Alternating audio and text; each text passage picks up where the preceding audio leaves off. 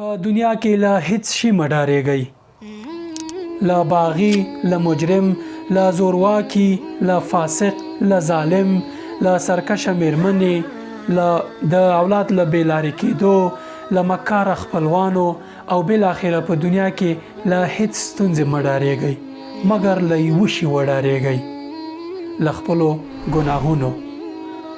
ځکه هر شی چې تاسې ترې ډار لرئ د الله تعالی په واک کې دي. هر څه الله تعالی چاپیره کړي دي.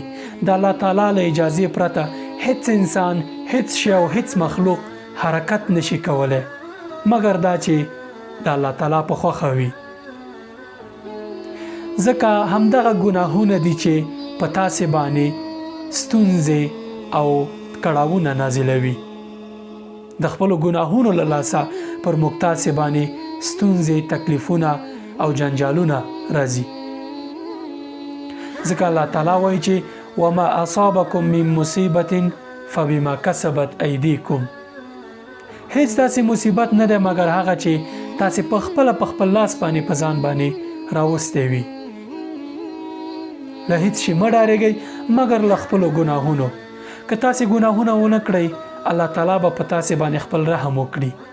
کله چې الله تعالی په خپل رحم په تاسې باندې وکړي هر څه په دغه په واک کې دي او هغه به هیڅ شی په تاسې باندې ناوړه یا سخت نازل نه کړي مګر همیشه به په تاسې باندې رحم کوي او هر څه مشکلات به مو حل وي.